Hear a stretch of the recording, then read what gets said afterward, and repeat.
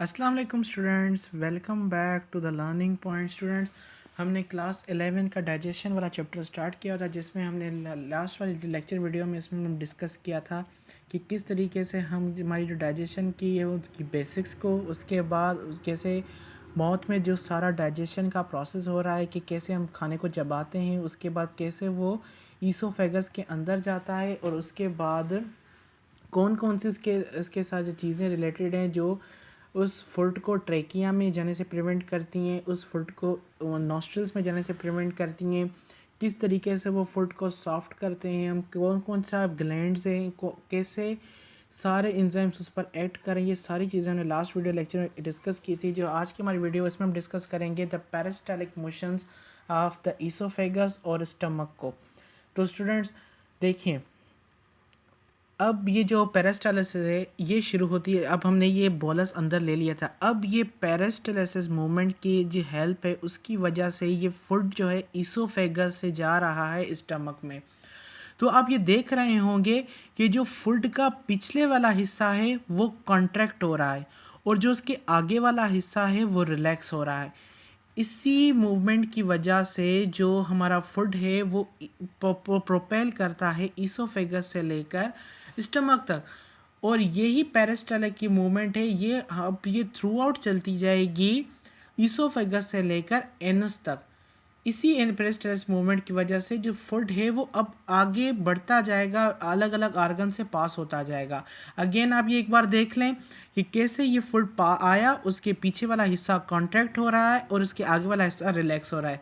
अब ये contraction relaxation, आपको पता है कॉन्ट्रैक्शन हो रिलैक्सेशन ये किस चीज़ का काम है? मसल्स का काम है ना।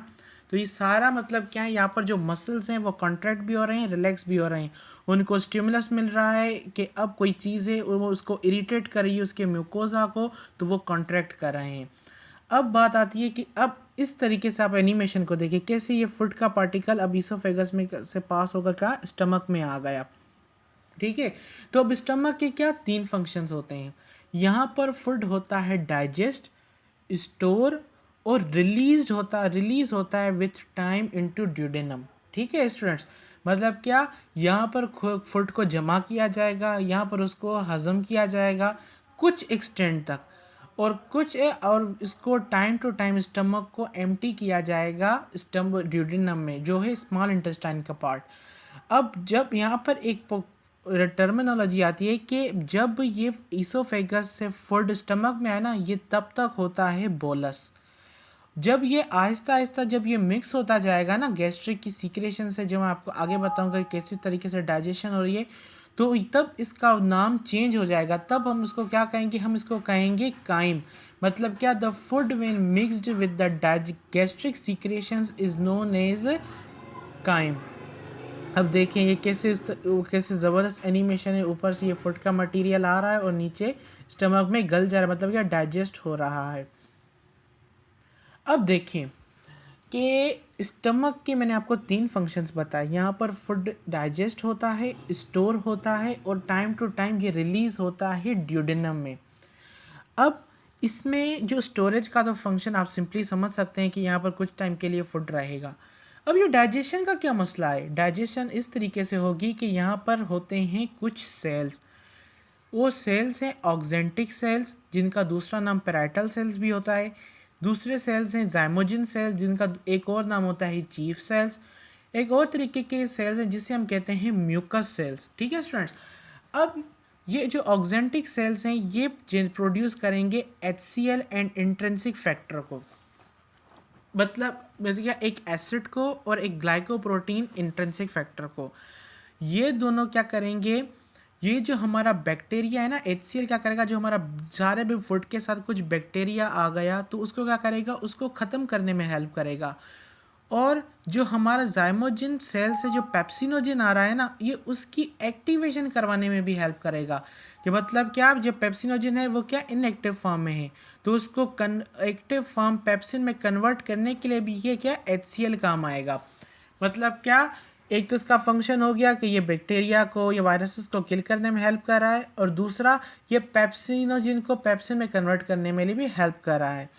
उसके अलावा जो HCl है इसकी जो pH होती है वो अराउंड होती है 1.4, ये एसिडिक pH में काम करता है। अब इसने एक जो दूसरी चीज़ रिलीज़ की थी वो है इंट्रिंसिक फैक्टर। इंट्रिंसिक फैक्टर, अगर ये हमारी बॉडी में ये इंट्रिंसिक फैक्टर ना होना तो हमें एनीमिया हो जाएगी। मतलब क्या, हमारी बॉडी में खून की कमी हो जाएगी, क्योंकि ये जो इंट्रिंसिक फैक्टर है ना, ये हमारे स्मॉल इंटेस्टाइन में जाकर ये हेल्प करता है विटामिन B12 की एब्जॉर्प्शन में। ठीक है स्टूडेंट्स, मतलब क्या, ऑक्जेंटिक सेल्स अगर इंट्रिंसिक फैक्टर हम रिलीज़ नहीं करेंगे तो हमें क्या, अनीमिया हो जाएगी। चलो जी, इसका भी किस्सा ख़त्म हुआ। उसके बाद ये आते हैं म्यूकस सेल। म्यूकस सेल दूसरा इनका नाम है गॉबलेट सेल्स। ये रिलीज़ करते हैं म्यूकस को। अगर ये म्यूकस ना होती ना तो हमारा जो ये स्टमक का सारा जो इंटरनल एस्पेक्ट्स है ना, ये गल जाते एसिड से। क्योंकि आप देखिए इतना स्ट्रॉन्ग 1.4 pH का एसिड आ रहा है, तो वो क्या करता, अंदर वाली सारी चीज़ों को क्या, ख़त्म कर देता, उसको राख जलाकर राख कर देता।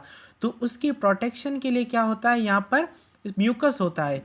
ठीक है स्टूडेंट, और यहाँ पर आप देख रहे होंगे कि स्टमक के ऊपर वाले हिस्से पर जो है वहाँ पर एक कंस्ट्रिक्शन है जिसे हम कहते हैं कार्डियक स्फिंक्टर। यहाँ पर इसका कहते हैं कार्डियक स्फिंक्टर। अगर ये स्फिंक्टर ना होता ना तो जब ये क्या होता है, एसिडिक रिफ्लेक्स में से जो ये सब्सटेंस HCl यहाँ पर एसिड्स पड़े हुए हैं वो क्या करते, ऊपर चले जाते। तो ऊपर वो क्या करते, ईसोफेगस को क्या, गालना शुरू कर देते, जिसकी वजह से क्या होता, अल्सर बन जाते। और जो अल्सर इस वजह से बन रहा है, किस वजह से बन रहा है, पेप्सिन की वजह से, HCl की वजह से ना। तो यहाँ पर जो अल्सर बनेगा ईसोफेगस में with the due to the reflux of the gastric contents, इसे हम कहते हैं, देखिए, पेप्टिक अल्सर। ये अल्सर हो रहा है पेप्सिन की वजह से, इसलिए हम कह रहे हैं इसको पेप्टिक अल्सर। ठीक है स्टूडेंट्स, उसके अलावा ये जो सब्सटेंस है ये टाइम टू टाइम रिलीज होते जाएंगे। मैं आपको दिखाता हूँ, देखें इस तरीके से कॉन्ट्रैक्शन होगी, ये पाइलोरस स्फिंक्टर से टाइम टू टाइम ये रिलैक्सेशन होगी और ये सब्सटेंस बाहर निकलते जाएंगे। और एक आखिरी बात मैं स्टूडेंट्स आपको बताता जाऊँ कि जो स्टमक होता है उसके 3 पार्ट्स होते हैं। एक होता है इसका कार्डियक ऑरिफिस, एक होता है इसका फंडस, दूसरा होता है इसका एक पार्ट बॉडी, और एक होता है इसका पाइलोरस पार्ट। ये पाइलोरस पार्ट में एक स्फिंक्टर होता है जिसे हम कहते हैं पाइलोरस स्फिंक्टर, जिससे टाइम टू टाइम ये फूड के सब्सटेंस रिलीज होते जाते हैं। तो स्टूडेंट्स, आई होप ये आपको लेक्चर वीडियो पसंद आई होगी। अगर वो पसंद आए तो इसे लाइक करना, शेयर करना, सब्सक्राइब करना। नेक्स्ट वीडियो लेक्चर में हम सारा बस जो स्मॉल इंटेस्टाइन है और दूसरे जो ग्लैंड्स रहते हैं उन सबको चीज़ों